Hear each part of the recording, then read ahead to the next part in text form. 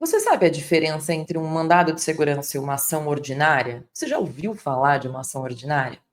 O objetivo aqui é a gente esclarecer algumas dúvidas que surgem no dia a dia do escritório, até porque os dois são ações judiciais que podem ser propostas a depender do caso, até em situações muito similares, mas eles permitem uma atuação diferente em cada caso.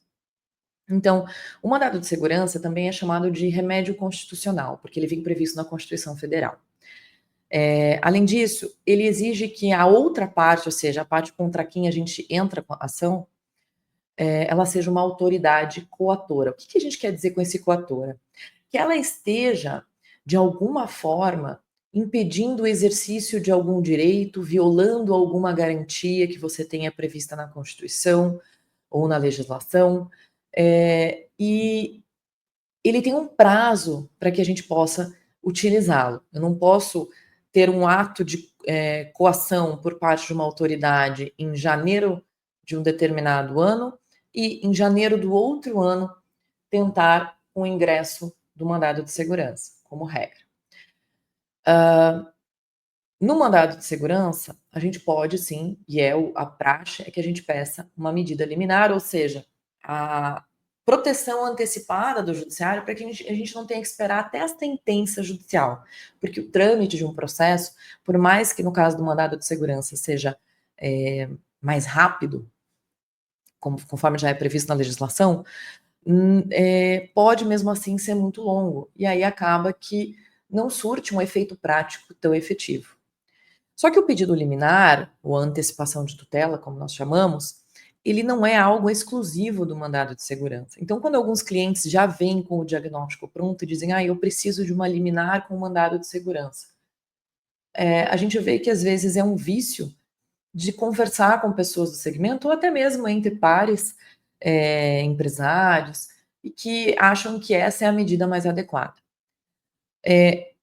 Particularmente, eu acho que o uso do mandado de segurança é feito de uma forma até leviana hoje em dia. Ele deveria ser utilizado de uma forma mais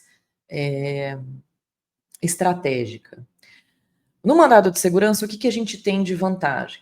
Se você entra com mandado de segurança e você perde, você não tem que pagar honorários de sucumbência. Se você não sabe o que são honorários de sucumbência, dá uma olhadinha no vídeo que tem aqui no glossário também.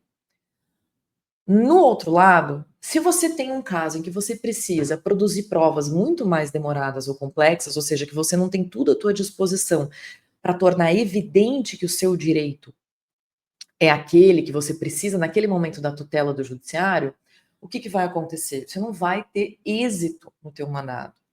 O juiz pode considerar que é a via inadequada, ou seja, o instrumento jurídico inadequado.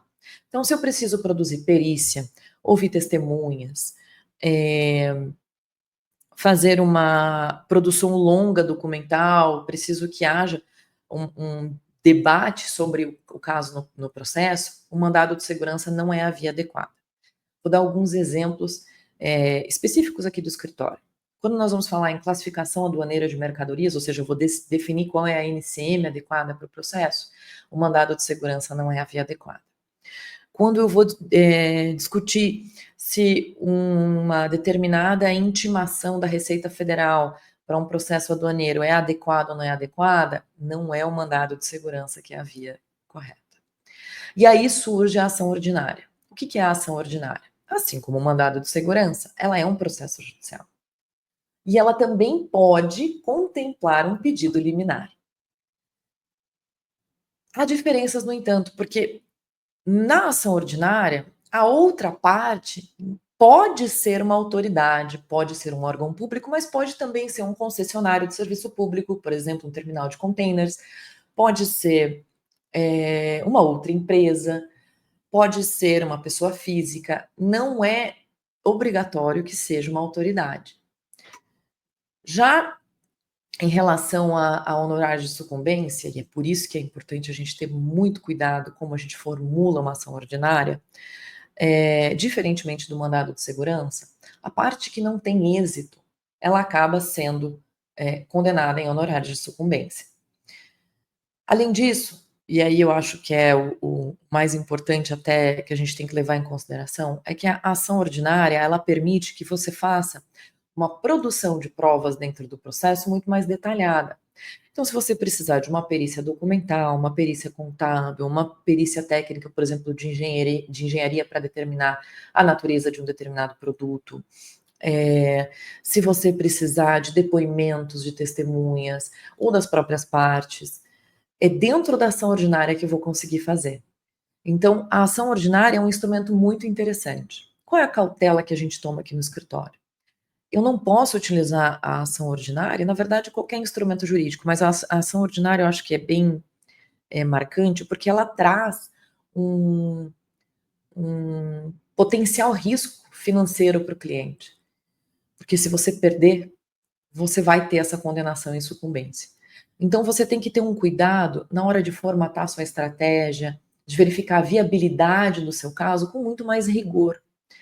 E no dia a dia o que a gente vê é a opção pelo mandado de segurança em casos em que a contraparte é uma autoridade, como uma forma de economizar nos honorários de sucumbência ou eliminar esse risco. E às vezes você perde a oportunidade de discutir um processo com qualidade.